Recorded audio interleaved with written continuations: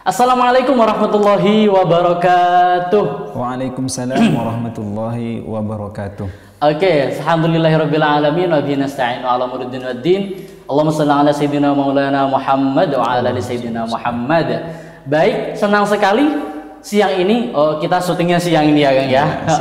Siang ini kita berjumpa kembali tetap di acara yang sudah sering banget kita lihat, kita tonton, semoga gak bosen di acara apa? Q&A Kepoin Yuk.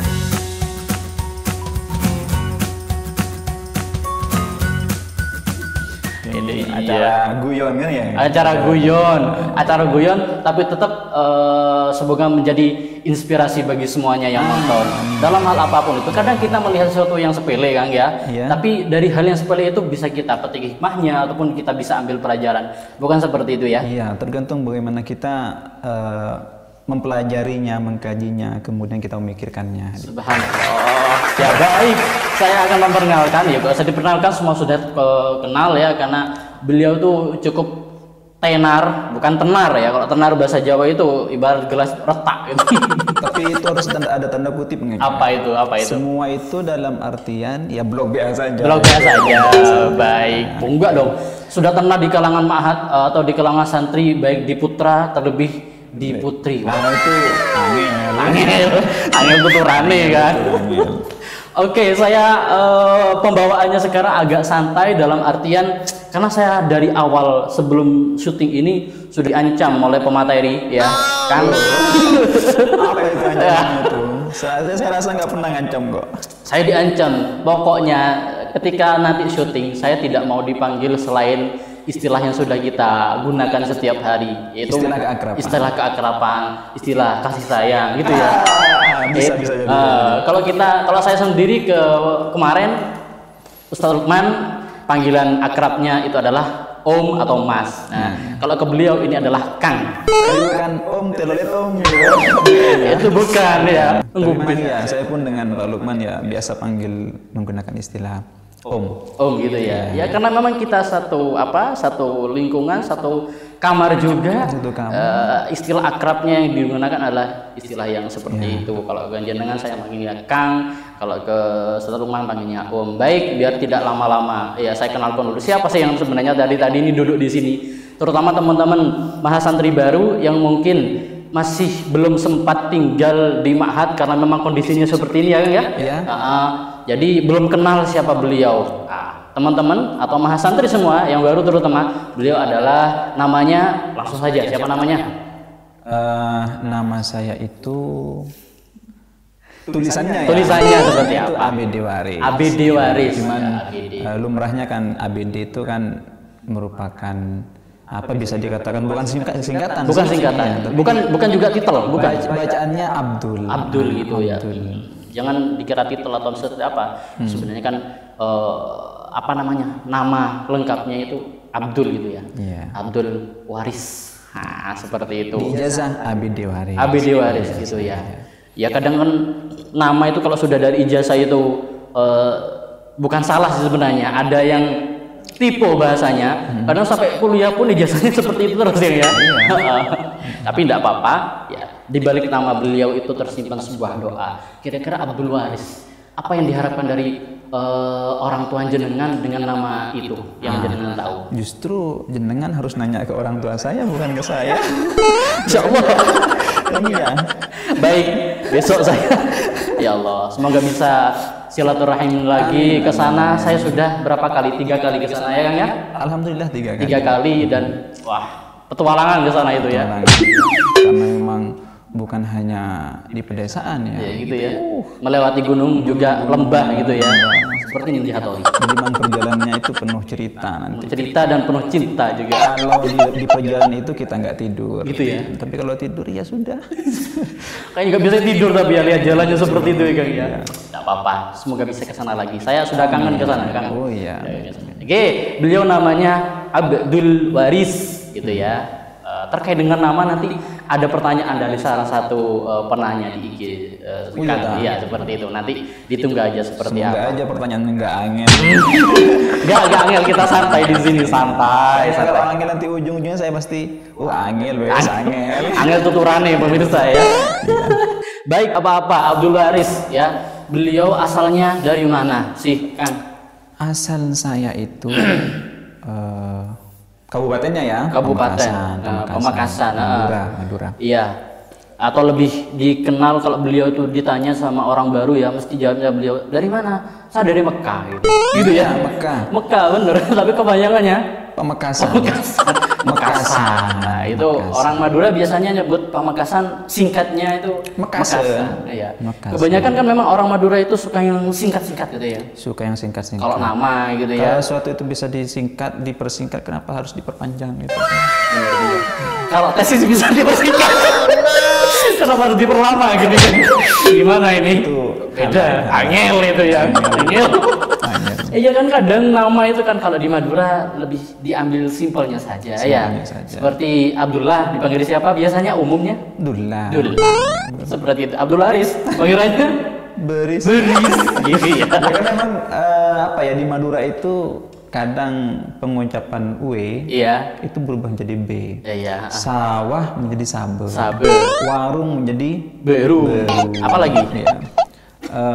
Banyak. Itu keunikan sendiri dari orang Madura selaku beliau bagian dari penduduk di Madura sendiri. Iya biasalah, maklum itu kan tanda dari Indonesia. Ciri hasil dari Madura sendiri yang menjadi salah satu suku yang ada di Indonesia.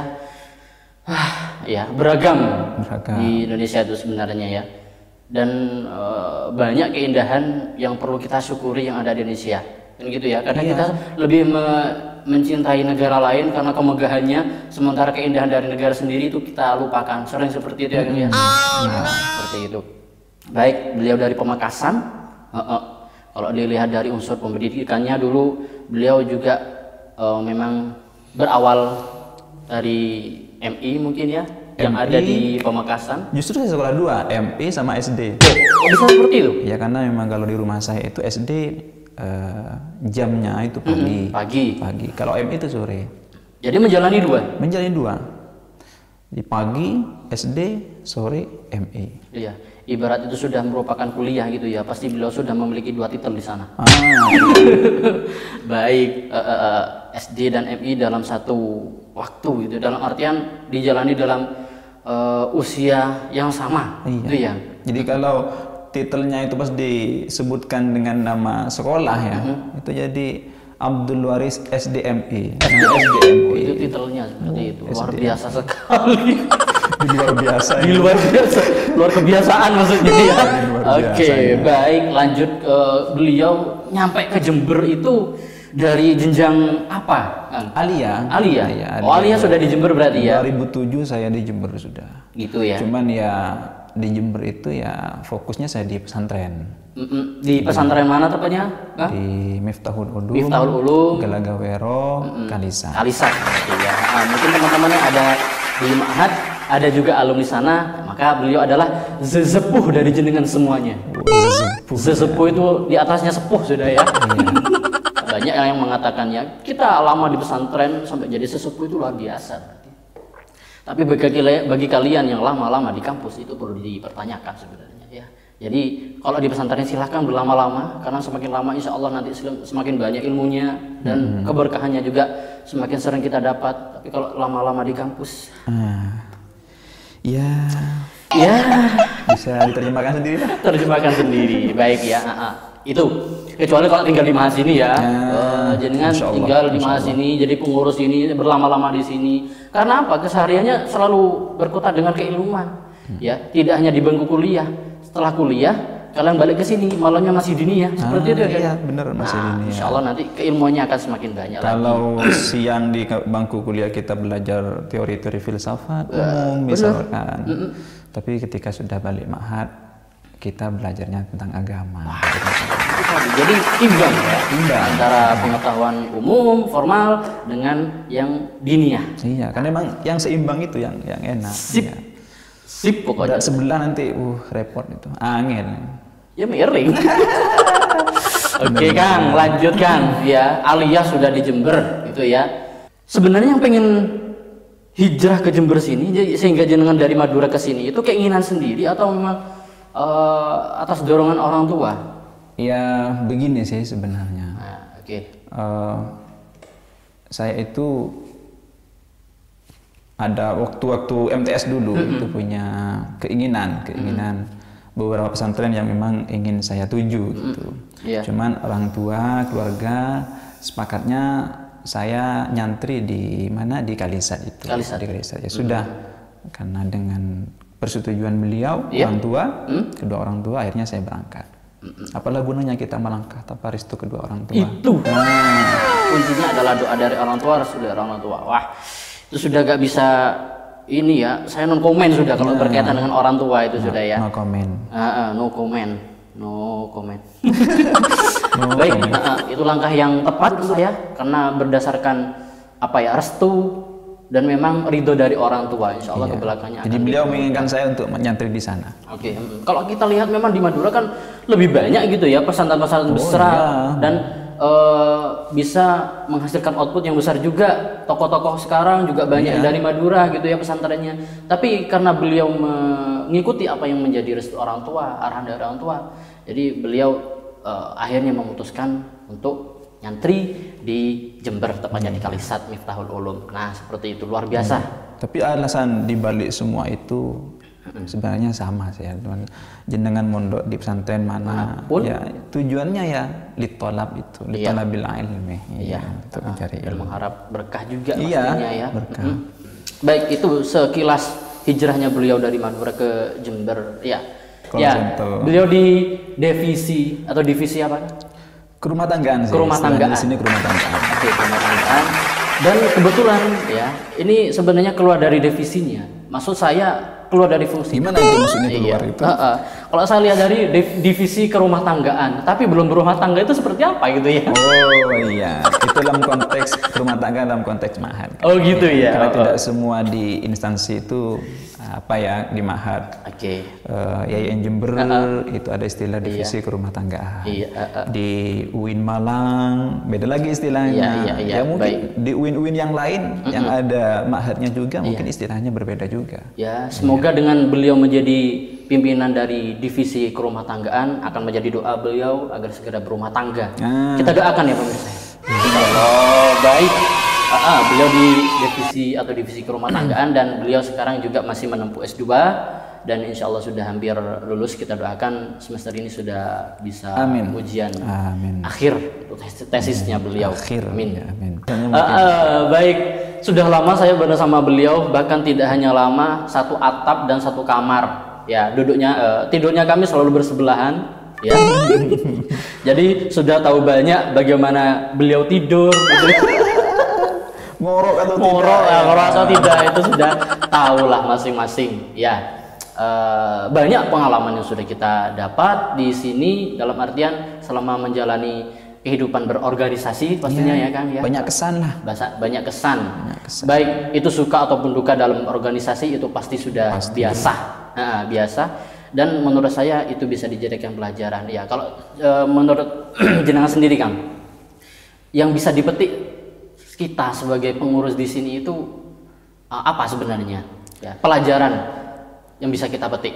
Sebenarnya kan gini Kang, apa ya, kalau saya sih saya menjadikan mahat sebagai tempat bagaimana saya terus belajar. Belajar bertanggung jawab, belajar menjalankan amanah, menepati janji dan semacamnya. Itu salah satu tempatnya ya di mahat ini untuk sekarang. Oke. Makanya dalam istilah apa ya, perusahaan itu kan ada perusahaan atau organisasi, ada sense of belonging katanya. Itu apa itu ada maksudnya? Sense of responsibility. Dirasa memiliki rasa cinta, perasaan cinta. Meskipun ya mahat ini bukan milik saya pribadi, tapi kalau rasa memiliki itu sudah tertanam dalam diri kita, maka secara otomatis sense of responsibility itu akan muncul diri kita. Tanggung jawab, karena kita sudah memiliki mahat, maka kita harus totalitas. Tanggung jawab totalitas. Totalitas tadi ya. Baik, itu wah. Jadi memang dalam segala hal menurut saya memang ya kan ketika kita dihadapkan pada suatu tanggung jawab ataupun itu amanah ya, itu kita harus totalitas di sana. Ketika tidak, maka banyak hal yang akan menjadi apa ya? Ya bumerang bagi kita sendiri gitu ya, beban bagi diri kita sendiri, dan pastinya itu muncul dari sebuah cinta dan rasa memiliki terhadap ma'had itu sendiri dari beliau. Kalau kita tidak bisa merasa memiliki, maka tidak akan ada kepedulian di sana. Wah, ini kan bukan ma'had saya, nanti imbasnya bukan ke saya juga yang besar kan. Ada pikiran seperti itu mungkin. Sehingga rasa tidak peduli itu akan muncul di sana. Itu maksudnya seperti itu sih, ya kan. Benar. Tapi kerasan ya di ma'had. Alhamdulillah kerasan. Mata kerasan tidak mau boleh. Ya tidak lah. Oke, baik. Ketemu pertama ketika tes itu saya bertemu beliau itu, saya sudah saingan saya kok ustadz semua ini. Saya kalau kalah gimana? Kalah dalam apa itu? Ternyata setelah lama mengenal beliau, saya dibikin rusak oleh beliau. Oh no! Enggak rusak dalam artian ya mungkin awalnya itu cukup tidak banyak bicara karena sering akrab dengan beliau itu ya, sehingga banyak bercanda di sana dalam hal apapun ya. Akhirnya seperti ini sudah. Iya, karena memang canda itu kadang-kadang menjadi ini, menjadi apa ya? Obat capek. Ya, ketika kita capek mengerjakan sesuatu, ketika ada guyonnya, itu semuanya akan terasa lebih santai, lebih rileks dan sebagainya. Iya. Ya kalau kita lihat tugas memang di ma'had sebagai pengurus ya, terutama teman-teman yang sudah pernah menjadi pengurus tahu kan ya, bagaimana kita harus menghadapi mahasantri terlebih itu 24 jam ya. Pasti beban pikiran juga berat gitu lah ya. Walaupun ya bukan beban secara negatif sih maksudnya, tanggung jawab kita. Itu kan menguras pikiran, menguras tenaga. Ya kita butuh lah untuk bercanda gitu ya. Harus pasti itu. Sampai nek dawuhnya Gus Baha kan. Gus Baha. Salah satu bentuk bahagianya seseorang itu paling simpelnya adalah bercanda. Ketika kita sudah mampu bercanda itu sebenarnya kita bahagia gitu ya. Terlepas di belakang itu ada masalah atau tidak, bahagia yang paling simpel adalah bercanda. Iya benar. Katanya Gus Baha ya, seperti itu ya. Baik, oke. Beliau ini apa ya? Paling super duper menurut saya. Dalam mencintai ma'had. Saya tahu sendiri bagaimana beliau itu rasa tanggung jawabnya itu sangat besar, sehingga hal sekecil apapun yang menjadi tugas beliau ya itu beliau sangat detail untuk menyelesaikannya gitu. Apa yang menjadi pikiran jenengan selain memang tadi itu cinta kepada ma'had atau apa ya totalitas tadi itu, selain itu apa sebenarnya yang memotivasi jenengan sehingga hal sekecil apapun tetap harus diselesaikan? Iya, karena memang saya begini hidup ini tidak lepas dari yang namanya belajar, belajar dimanapun kita, dimanapun kita tetap harus dalam posisi dalam suasana belajar. Termasuk kata saya tadi, belajar bagaimana kita amanah, belajar bagaimana kita maksimal dalam mengabdikan diri kita pada suatu lembaga di mana kita ditempatkan, atau di mana kita tempati. Belajar ya, selain kita juga belajar keilmuan, tapi juga kita belajar pengaplikasian. Jadi kalau ukurannya orang Madura itu ya orang-orang yang hidup di lingkungan di pedesaan, di pedesaan itu nggak banyak teori sebenarnya. Langsung sudah ya dikerjakan gitu ya. Iya, artinya jadi ketika orang pulang dari pondok, dari kuliah dan semacam, nyampe ke rumah itu yang dinilai bukan kok pinter dia dalam menyampaikan teori, pinter dalam berdialektika dan semacamnya. Tapi lebih pada buktinya, lebih pada perilakunya sebenarnya. Perilaku. Benar-benar pada perilakunya. Wah, itu sepertinya sudah menjadi prinsip bagi orang Madura sendiri ya, dan perlu kita contoh lah hal-hal yang baik seperti itu. Iya, tapi dalam arti ya, saya mengatakan seperti itu bukan kita harus sempit pengetahuan, Kak, tapi kita harus luas pengetahuan. Cuman kebiasaan itu tidak sampai ke sana mengukur seseorang. Jadi perilakunya baik, akhlaknya baik. dan gimana kita bersikap kepada kita kepada kedua orang tua, tetangga ya. Kembali lagi pada akhlak lah sebenarnya menurut saya ya. Dan saya sangat tertarik dan kagum gitu menurut saya bagaimana cara orang Madura itu, terutama ketika kita bertamu kepada orang Madura. Ya saya tahu sendiri situ kan kita sudah tahu banyak. Ketika kita bertamu kepada, mungkin dia adalah seorang Madura, itu semua itu kan sampai mau dikeluarkan gitu ya untuk menjamu sang tamu sendiri. Itu bentuk ini menurut saya perilaku yang luar biasa gitu ya. Dan ya penerapan dari akhlak sebenarnya itu ya, akhlak dan apa yang disunahkan oleh Nabi menurut saya. Gitu ya. Saya pernah ada orang Jember ya, orang Jember pernah ke Madura, bukan sampean. Bukan jenengan, walaupun saya pernah ke sana ya, tapi bukan saya. Tapi dia kerja di daerah Madura katanya. Terus hidangannya itu nasi jagung, ada nasi putih. Justru yang orang ini ambil untuk dia makan adalah nasi jagungnya, nasi jagungnya. Padahal kalau versi orang Madura ketika ada tamu dari jauh khususnya, itu pengennya yang wah. Artinya nasi putih dan semayamnya. Padahal kadang-kadang tamu itu lebih senang kepada nasi jagung sebenarnya. Tapi orang Madura itu bentuk penghormatannya tadi itu luar biasa, memuliakan tamu itu luar biasa. Kepada tamu. Jadi kalau dikeluarin nasi jagung ya gimana gitu. Nasi emas lah kata orang. Nasi emas. Oke, itulah sepintas tentang orang Madura. Kalian yang dari Madura patut bangga gitu ya, patut bersyukur bagaimana penanaman nilai akhlak di sana itu, terutama ketika menjamu seorang tamu itu luar biasa seperti itu. Itu patut disyukuri menurut saya. Dan kita yang mungkin bukan dari orang Madura patut mencontoh itu ya. Dalam hal apapun sebenarnya, bukan hanya menjamu tamu, tapi bersikap kepada orang lain pun akhlak itu harus dijaga. Kalau ditanya misalkan ya kan